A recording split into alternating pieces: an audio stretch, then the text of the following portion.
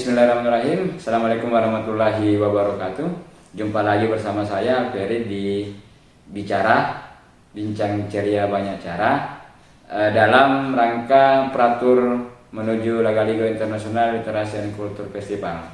Kali ini kita akan membincang tema tentang mula tahun atau manusia pertama dalam terminologi kearifan lokal, agama, dan sains. Dan pembicara kita hari ini beliau merupakan peneliti agama dan kepercayaan Badan Riset dan Inovasi Nasional. Beliau bernama Dr. Sabara Nuruddin SHI MPhilI. Berikut video wawancara atau diskusi kami. Terima kasih. Bincang kita hari ini bersama Dr. Sabara Nuruddin SHI Araniri Putra Borneo, yang kalau saya lebih suka menyapa Ustaz Sabara, tapi permintaan beliau ingin dipanggil abang saja katanya. Diskusi kita hari ini akan membincang tentang manusia pertama dalam tinjauan kearifan lokal, tinjauan agama, dan tinjauan sains. Penjelasan dari Ustaz terkait tema yang akan kita angkat hari ini. Oke.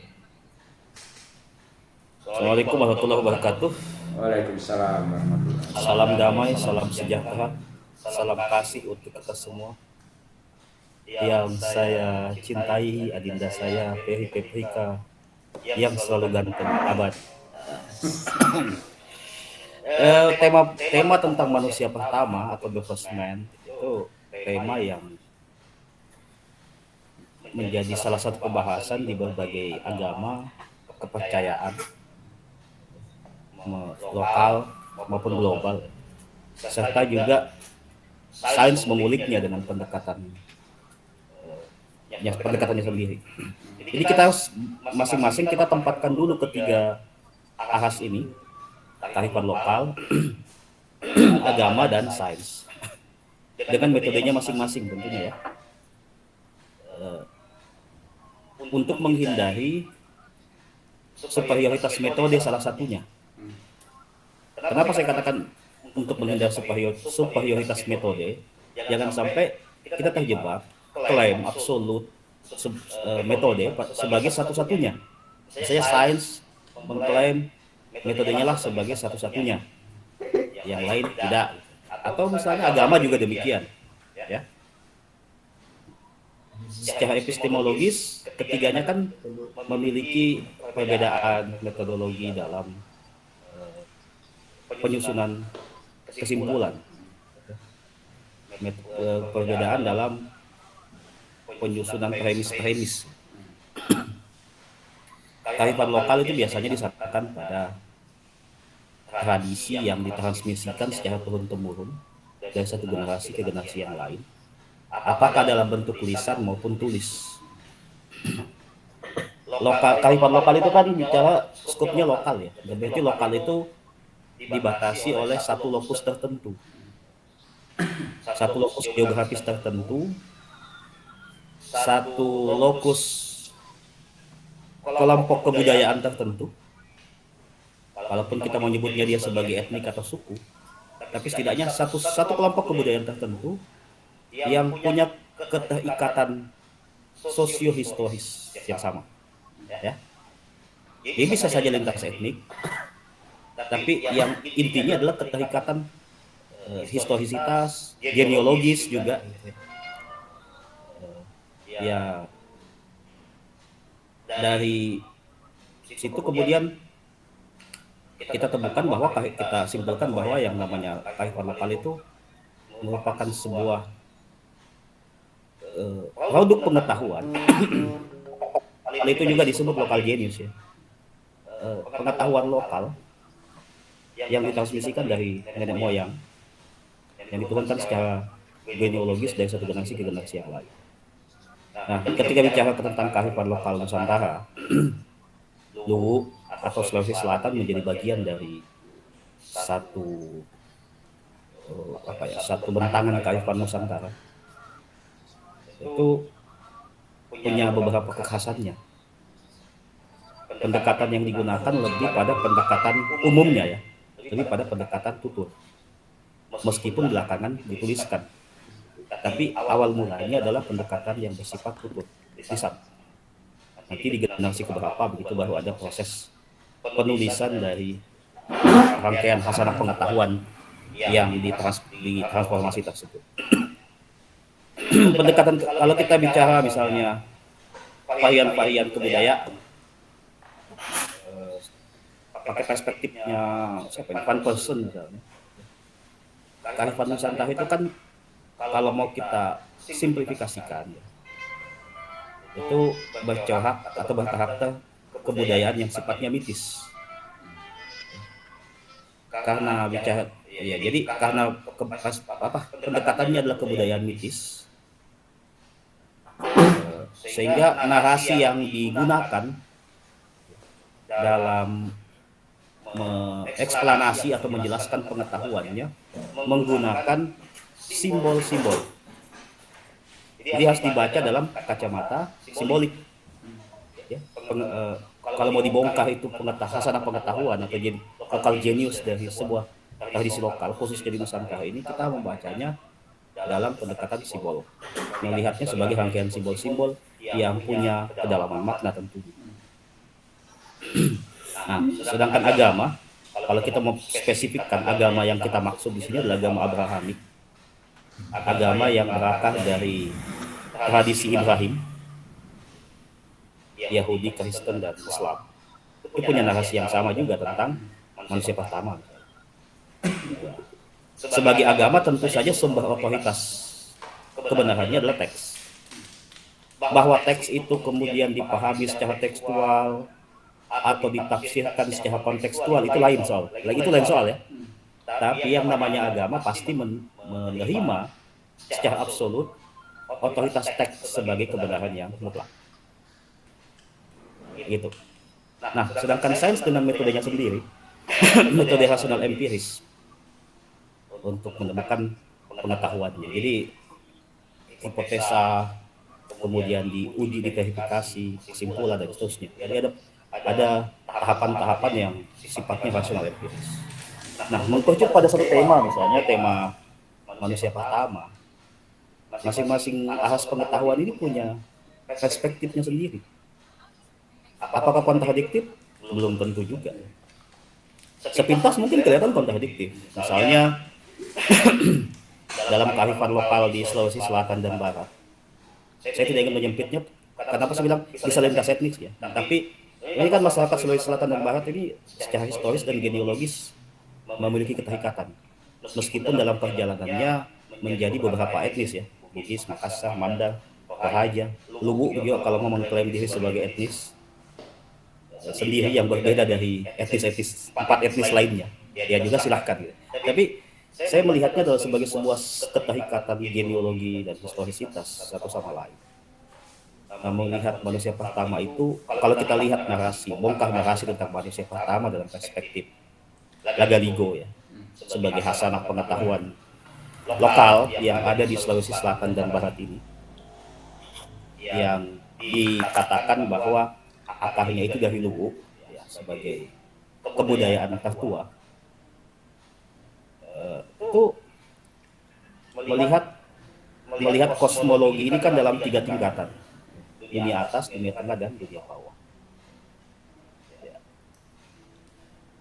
Sebagian kalangan lokal memahaminya secara tekstualis, bahwa begitulah ya, ada dunia atas dalam pengertian kayangan, ada dunia tengah dalam pengertian ya dunia yang kita tempati saat ini, dan dunia bawah itu adalah dunia bawah air ya. Ada juga yang menafsirkannya secara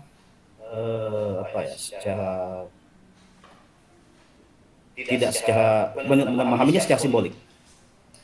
Dunia atas itu yang dimaksud adalah gunung, dunia tengah itu adalah daratan, dunia bawah itu adalah dunia yang berasal dari seberang lautan.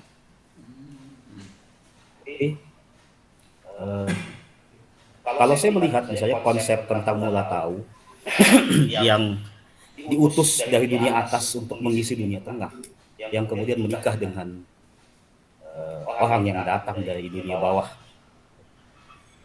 Saya melihat itu adalah perjumpaan kebudayaan antara kebudayaan lokal, perjumpaan sosial, perjumpaan kebudayaan dari para yang dalam tanda petik pendatang pribumi atau penduduk awal di tanah ini, di Pulau Sulawesi bagian selatan ini, dengan orang-orang yang datang dari seberang. Dari seberang itu di mana ya tidak ada keterangan. Nah, jadi konsep mula tahu, konsep manusia pertama dalam konstruksi kearifan lokal itu kalau saya bisa dibaca sebagai upaya untuk menjelaskan tentang identitas kebudayaan atau asal usul identitas sosio-kultural masyarakat, suatu masyarakat ya. Sekaligus ya menggambarkan alam kebudayaan masyarakat tersebut. Jadi misalnya tentang konsep pula tahu itu ya nggak bisa di apple to apple kan dengan misalnya Nabi Adam.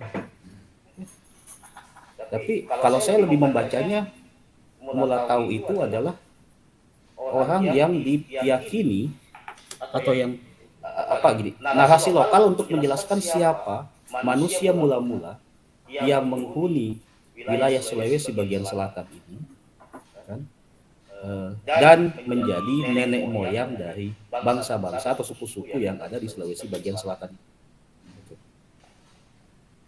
Cara menarasikannya memang sangat simbolik, makanya pendekatannya kalau saya lebih menggunakan pendekatan antropologis bukan historis. Bahwa ini mitos, ya mitos kalau kita pakai pendekatan historis kan ya dia menjadi ahistoris. Tapi mitos kan harus dibaca dengan pendekatan antropologis gitu loh. Bahwa lewat mitos inilah kita bisa mengenali, mendekati atau menghampiri sebuah alam kebudayaan, membongkar alam kebudayaan yang ada pada suatu kelompok kultural, kelompok etnik tertentu. Jadi ya gitu. Bahwa belakangan misalnya dalam narasi-narasi lokal juga saya tidak terlalu concern dan expert di bidang sana ya. Bidang saya bukan itu. Ada sendiri yang punya bidang tentang itu, yang concern pada studi filologi. Tapi yang sependek yang saya tahu misalnya, ketika Islam diafirmasi sebagai agama dominan di Sulawesi Selatan dan diterima sebagai sebuah kepercayaan politis, menjadi bagian integral dari sebagian besar suku yang ada di Sulawesi bagian selatan, khususnya di pesisir.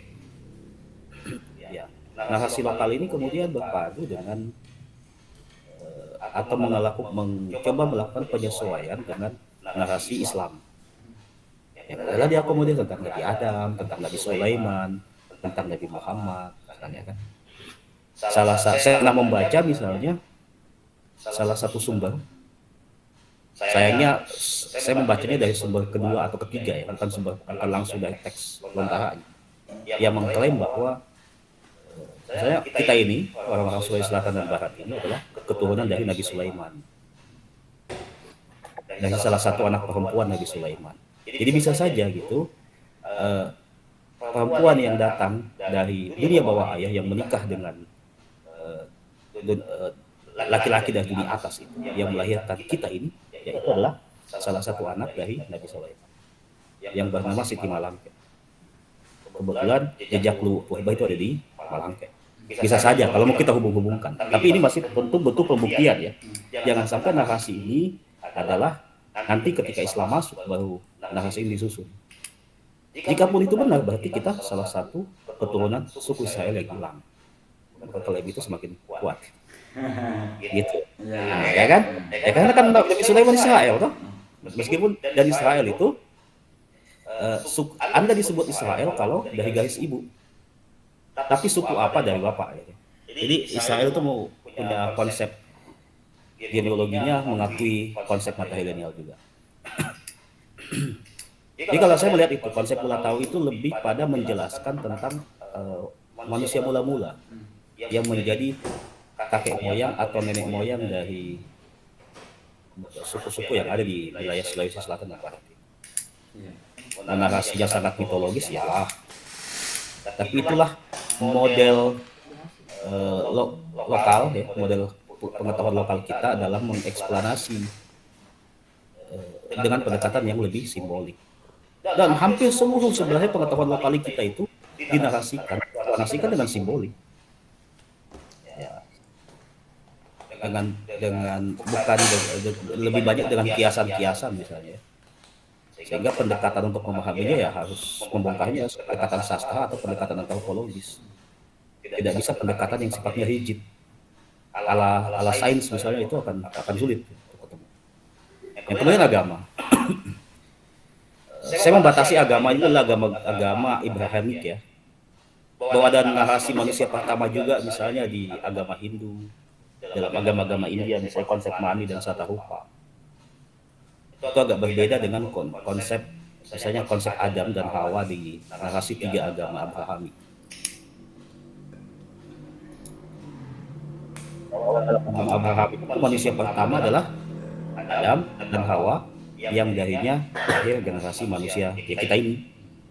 Agak beda misalnya dengan narasi dari agama-agama India khususnya Hindu yang meyakini bahwa manusia pertama itu bukan satu orang tapi satu komunitas. Ya. Itu agak beda. Jadi ada satu komunitas entah berapa banyak jumlahnya yang kalah. Makanya ada banyak dan setelah asal-usul ras. Itu yang pernah saya baca narasi itu. Kalau dalam narasi agama Ibrahim ini kan nanti diaspora manusia yang melahirkan sekian banyak ras itu kan pasca banjir bah Nabi Nuh. Ham kemana, Sam kemana, Yafet kemana gitu kan masing-masing melahirkan ras besar. Misalnya Sam itu melahirkan ras ya bangsa Asiatik. Ham itu melahirkan bangsa Kaukasoid ya, Indo-Eropa.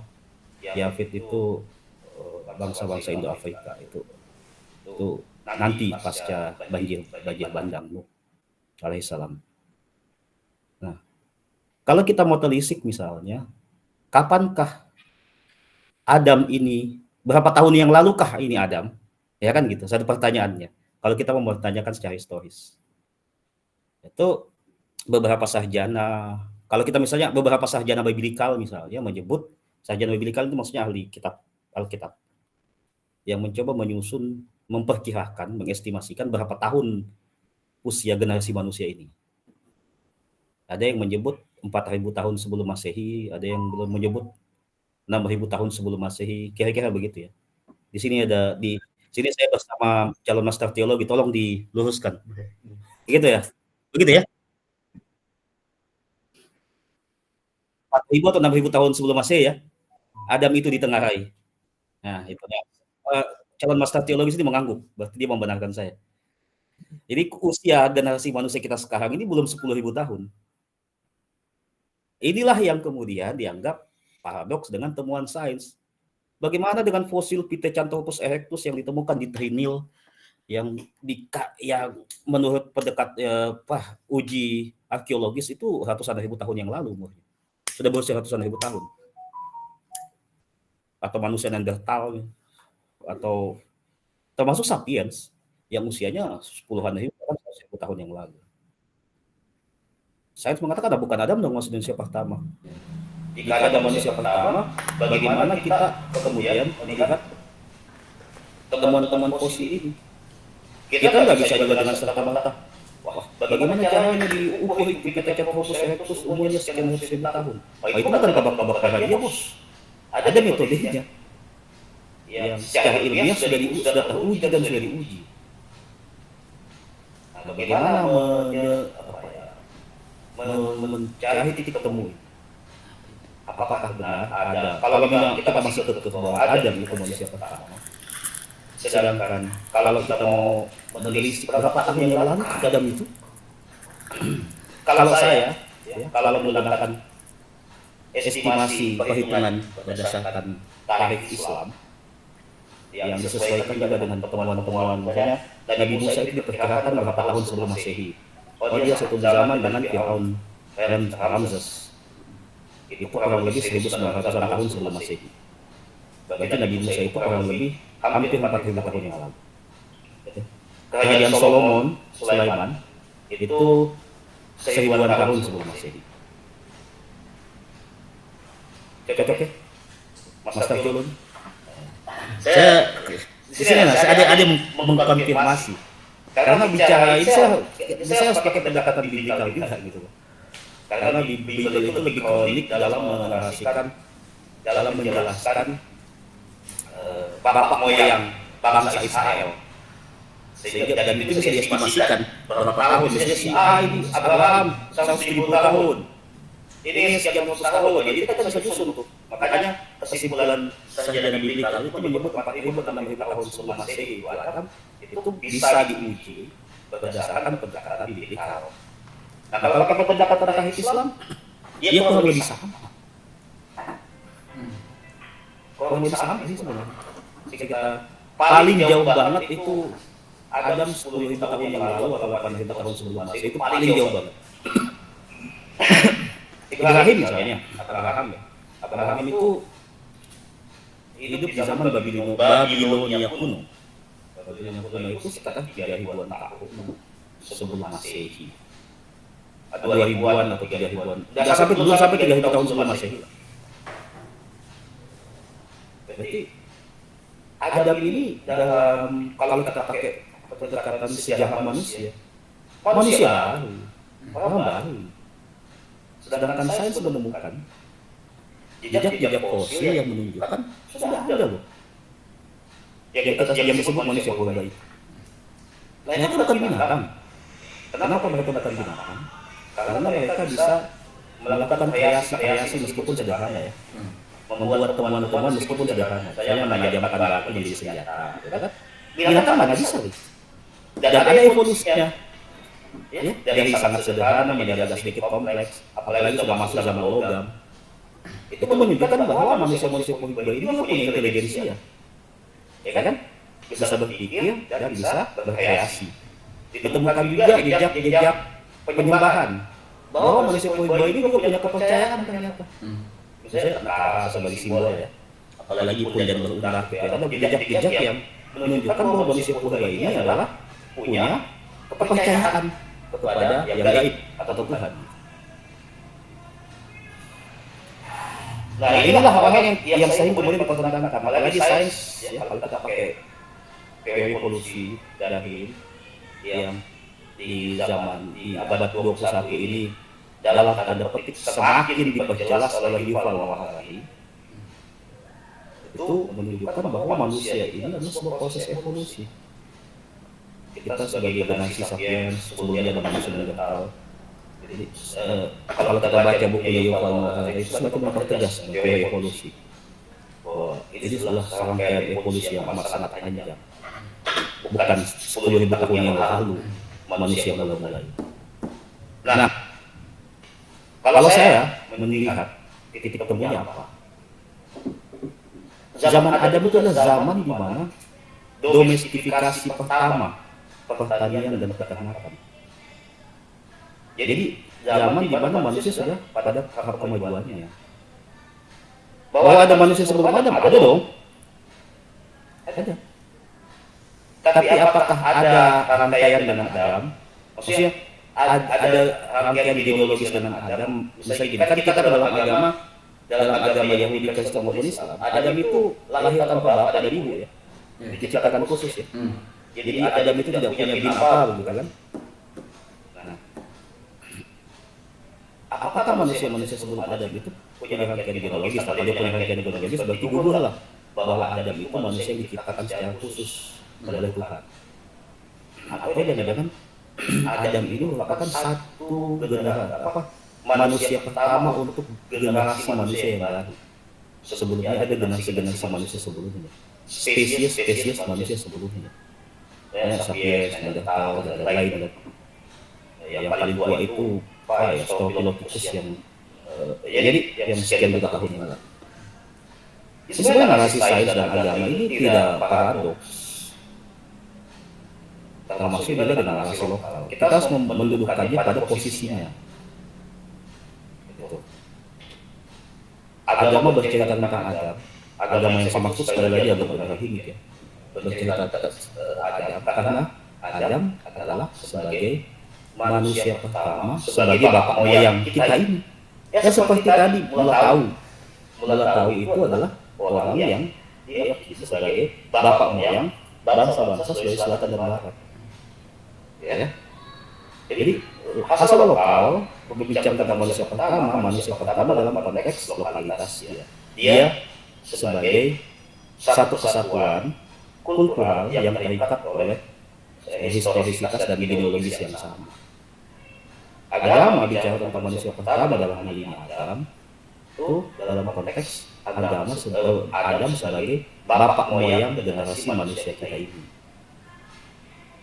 Nah, sains bicara dalam konteks yang mungkin lebih jauh lagi, bahwa melihat manusia ini, bahwa melihat semesta ini, atau manusia ini, apa yang diklaim sebagai manusia ini, tidak hanya berhenti di Adam, bahwa ada spesies manusia sebelum Adam yang juga mengalami kepunahan karena gagal dalam beradaptasi. Kenapa agama tidak menyinggung itu? Manusia Adam nggak penting. Penting apa coba? Sama misalnya gini, kenapa Al-Quran itu tidak bercerita tentang nabi-nabi di luar Israel, di luar Timur Tengah? Tidak bercerita tentang nabi di India. Dalam beberapa tidak penting.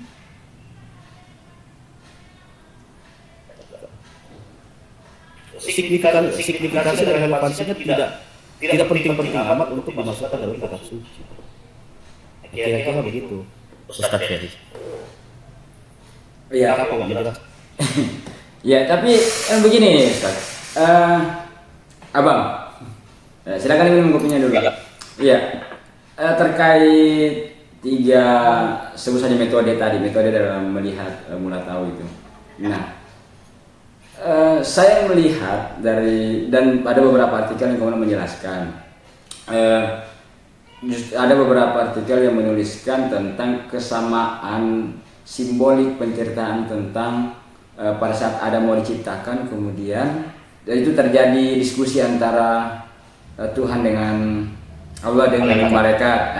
Itu diparalelkan dengan di konsep Ilagaligo itu pada saat Batara Guru itu ingin diturunkan di dunia tengah, itu ada diskusi antara Pak Totoe dengan pembantunya. Nah itu dia memparalelkan itu dan membuat sebuah kesimpulan bahwa secara simbolik diceritakan tentang mula tahu antara penceritaan Adam dengan Batara Guru itu ada sedikit kesamaan. Nah itu yang pertama. Kemudian kedua, tapi kan dalam penjelasan agama tadi kemudian tentang Adam ciptaan khusus yang tidak memiliki orang tua, tidak memiliki ayah dan ibu. Kemudian juga di penjelasan simbolik di Mula Tahu Ilagaligo misalnya yang menjelaskan bahwa dunia tengah itu adalah dunia yang kosong, melompong.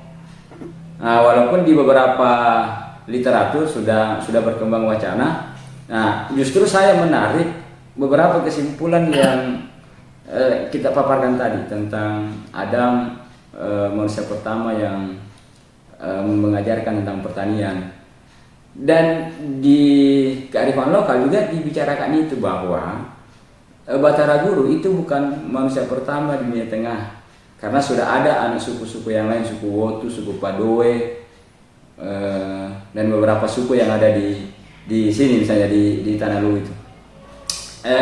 Adam kemudian turun, Adam itu turun itu mengajarkan suku-suku ini tentang pertanian. Jadi saya menarik agak ada kesamaan dari penjelasan tadi. Nah itu yang kedua. Kemudian yang ketiga, dari ketiga metode yang berbeda, apakah perbedaannya hanya pada wilayah metode saja? Bercerita tentang mula tahu. Maksud saya arahnya ini apakah tidak bisa kita temukan titik tengah titik tengah antara ketiga metode ini, metode saya pendekatan agama, pendekatan kearifan lokal, dan pendekatan sains itu sendiri. Bagaimana, Ustaz? Ya kalau makanya dari awal saya membahasnya masing-masing dengan kekhasannya sebagai asas pengetahuan. Kearifan lokal, agama, dan sains itu masing-masing dengan kekhasan metodologinya. Ya. Karena masing-masing punya kekhasan metodologi, tentu saja simpulan-simpulannya ada perbedaan. Bahwa bisa dicari benang merah yang mempertemukan, ya bisa saja gitu. Misalnya tadi kesamaan antara narasi tentang Melakawi yang diutus di Dunia Tengah. Tapi ternyata sudah ada komunitas-komunitas awal sebelum dia. Jadi dia bukan manusia pertama banget gitu loh. Ya. Saya sih semakin yakin bahwa ini memang menceritakan tentang jejak awal peradaban purba kita, peradaban mula-mula kita, bangsa Sulawesi Selatan dan Barat. Jadi bicara tentang awal mula peradaban kita, bahwa ada persesuaian misalnya dengan narasi yang ada di agama tentang dialog, bukan dialog itu sebenarnya pengumuman yang disampaikan oleh Allah kepada malaikat, bukan dialog gitu, pengumuman, sosialisasi. Tapi kan ada sanggahan, Ustaz. Ada pertanyaan dari malaikat, berarti dialog gitu. Dialog ya? Iya, dialog, Ustaz. Jelas bukan musyawarah.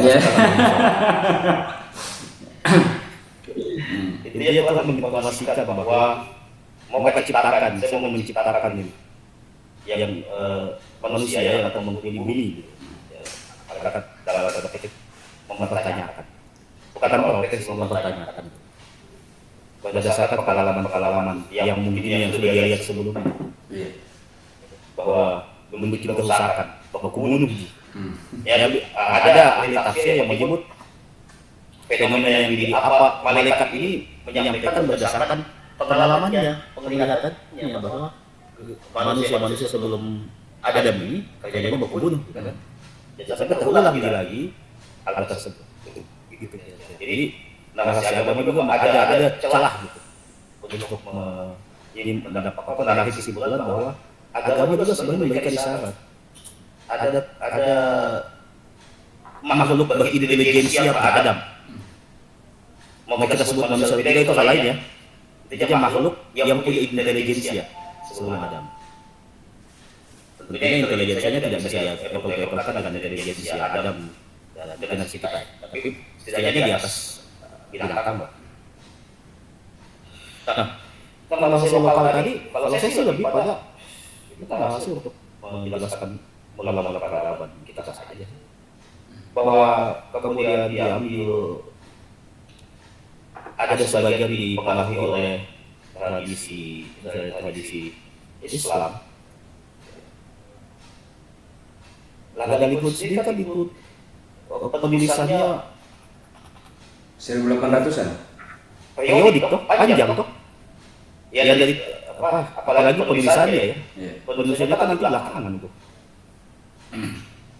Jauh sangat belakangan. Jadi sangat mungkin dan beberapa peristilahan misalnya juga kalau saya pribadi dipengaruhi oleh kultur Sanskrit Jawa, misalnya istilah Batara Guru, istilah Sang Sri, istilah Paratihi atau Pertiwi, itu kan punya kesamaan istilah diksi dengan dari kepercayaan Jawa. Jadi bahwa ada pengaruh dari luar ya. Kalau dari Islam ya pasti ada pengaruh. Bisa jadi belakangan itu, karena kan kalau misalnya Boting Langi, Alit Kawa, Uri Liu, pembagian tiga alam di Ilagaligo itu. Nah, sebenarnya begini, Ustaz.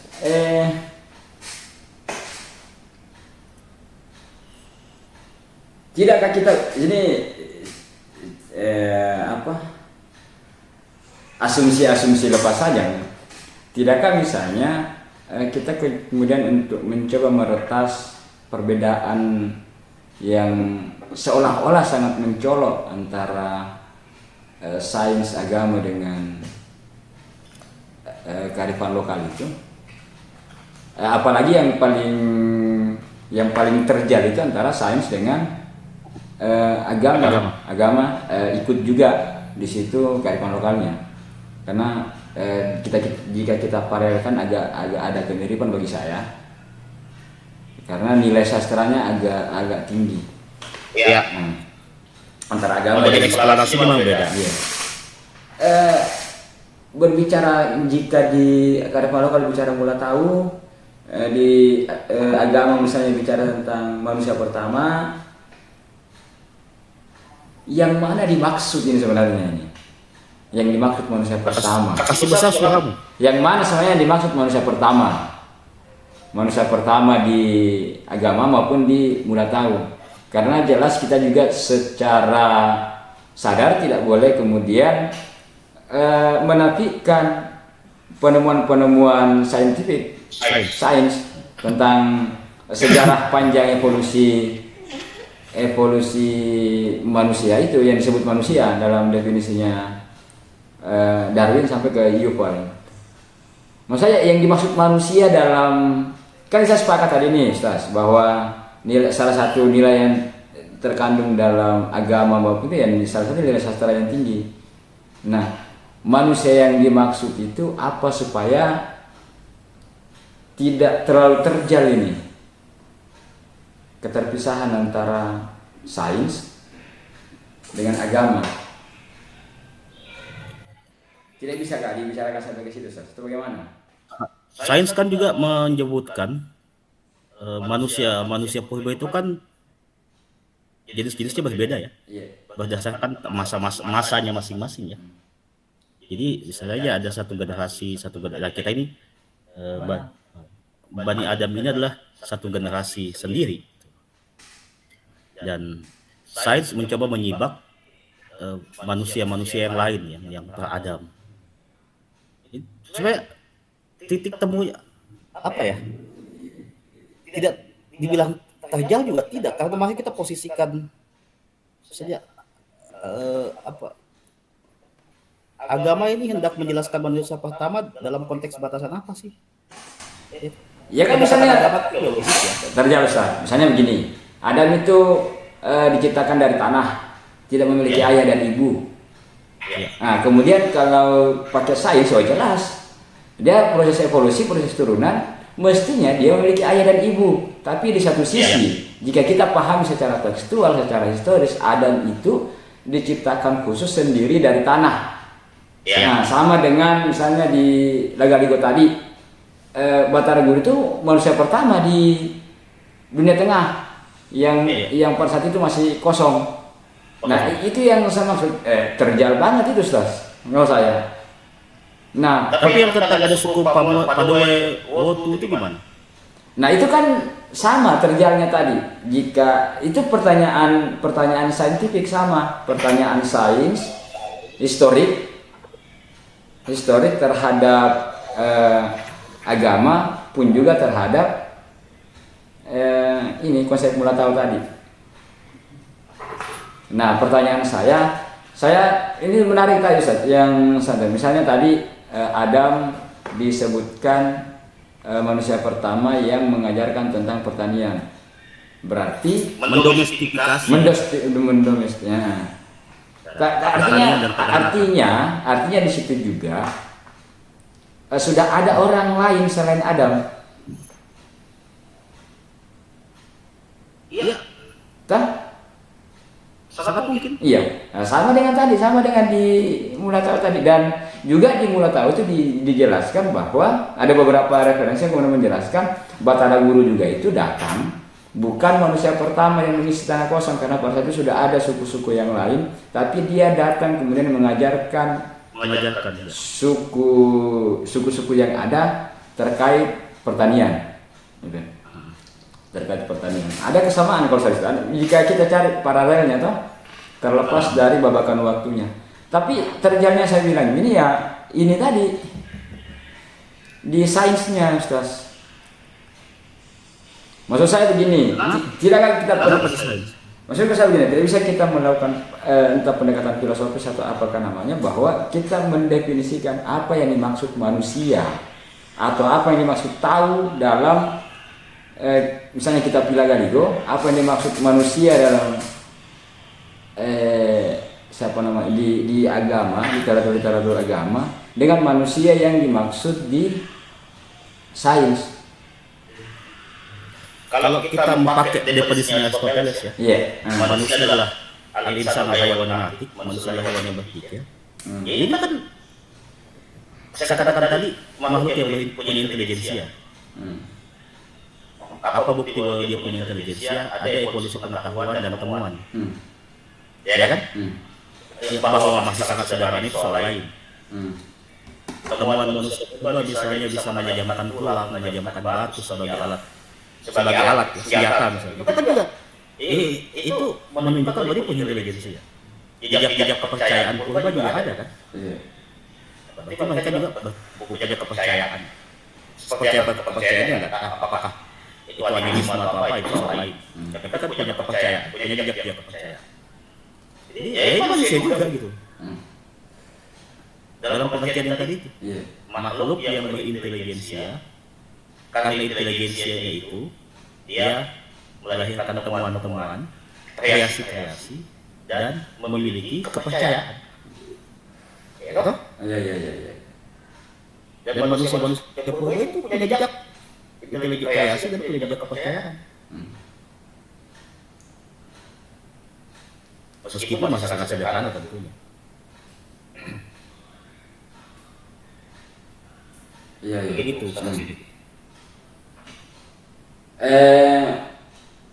Jadi supaya tidak terlalu terjal ini, Ustaz. Maksud saya kita tidak bisa menutup mata juga bahwa keterjalan ke konflik yang terjadi antara masing-masing interpretasi yang ada.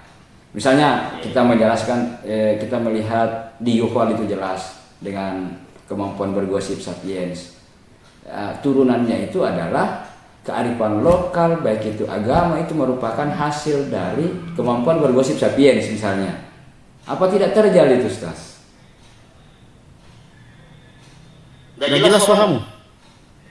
Ya. Apa tadi bilang?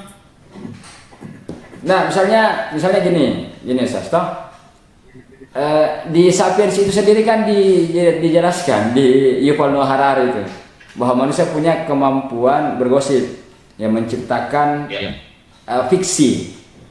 Nah, kalau kita tarik dari definisi itu, ya justru itu akan mendiskreditkan agama, apalagi kearifan lokal, bahwa agama dan kearifan lokal itu merupakan hasil dari mitos bergosip ya, itu. Kemampuan bergosipnya sapiens. Oke, paham. Ya. Terjal itu, Ustaz, terjal itu, Ustaz. Saya sih menerima itu bahwa agama itu hasil dari bergosip. Ya iyalah. Dalam pengertian kan pencaharian ya. Pencaharian ada istilahnya pertanyaan eksistensial. Ustaz Ferry paling jago lah ini ya. Ultimate question ya. Siapa kita? Siapa di balik yang kita saksikan ini? Ya, ketika duduk-duduk di sekitaran perapian, berdiskusilah. Ya kan? Gosip lah. Masalahnya apa? Hanya saja kan yang menjadi masalah adalah ketika kuasa sains menilai ini dalam kuasa metodiknya, sehingga melihat ini sebagai hal yang hal yang irasional, hal yang naif misalnya. Makanya dari awal kan saya tekankan, kita harus menghindarkan diri dari superioritas metodologi, sehingga tidak boleh klaim hanya metode ini yang benar atau satu-satunya metode. Selama ini kan kita terjebak di situ. Ya, kalangan saintifik yang mempercayai teori evolusi sayangnya adalah orang-orang yang kemudian menganggap agama ini sebagai hal yang mitos, ya, mitologis. Fiksi lah istilahnya begitu ya kalau bahasanya bahasa kultural. Meskipun peran penting agama juga tidak bisa dinafikan dari sejarah peradaban manusia. Kita nggak bisa membayangkan bagaimana sejarah manusia tanpa agama, bagaimana sejarah manusia tanpa negara, bagaimana sejarah manusia tanpa uang. Tiga ini kan fiksi. Menurut klaim Yuval ya, Iya. Tuhan, negara, dan uang adalah fiksi. Iya. Tapi apa jadinya dunia tanpa ketiga ini? Apa jadinya dunia tanpa ada Tuhan, tanpa ada konsep Tuhan, tanpa ada negara, tanpa ada duit, tanpa ada uang? Apa jadinya? Nggak ada, peradaban nggak ada gitu. Jadi kadang-kadang pertanyaan sebagai orang beragama itu begini, bisakah saya tetap beriman tapi juga percaya menerima teori evolusi? Ya bisa-bisa saja sih. Bisa-bisa saja Sekaligus ya. juga percaya tentang mula tahu, ya bisa-bisa aja. Hmm. Saya percaya tentang menerima teori evolusi, juga menerima teori tentang dari kearifan lokal tanpa mengganggu iman. Ya, intinya kita dudukkan masing-masing perkaranya dalam kekhasan metodiknya, kekhasan cakupannya, dan signifikansi dari pengetahuan yang disusun itu. Misalnya apakah istilahnya ya? Goal dari pengetahuan lokal itu apa sih? Apa yang mau dituju? Apa sih yang hendak dia jelaskan gitu? Agama misalnya menjelaskan Adam itu apa sih? Kan agama pendekatannya lebih teologis. Basisnya kan teologis gitu. Kalau kearifan lokal kan basisnya kultural. Sains kan basisnya ya ilmu ilmiah. Jadi postulatnya saja sudah berbeda. Jadi wajar simpulan-simpulannya itu berbeda. Yang masalah ketika kita melihatnya sebagai dua hal yang paradoks dengan menafikan perbedaan-perbedaan itu. Tapi toh kita bisa melihat titik temunya kok. Kayak misalnya saya sebagai seorang yang beragama percaya tentang Adam, Hawa sebagai kakek dan nenek moyang kita. Di saat yang sama juga percaya tentang temuan-temuan sains yang membenarkan teori evolusi. Di sisi lain dia percaya juga, menerima juga tentang lokal genius. So, Iya, iya, iya.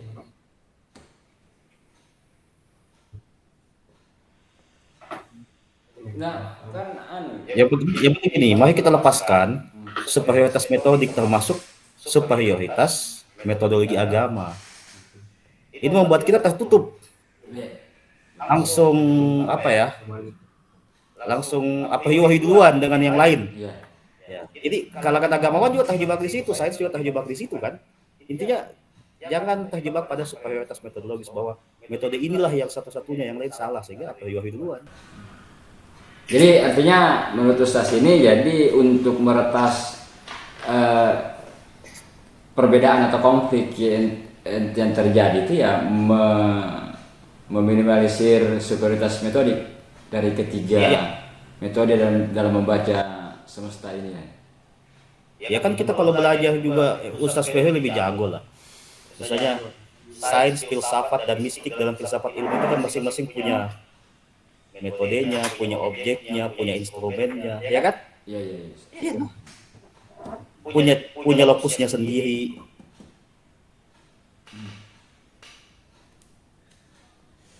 Misalnya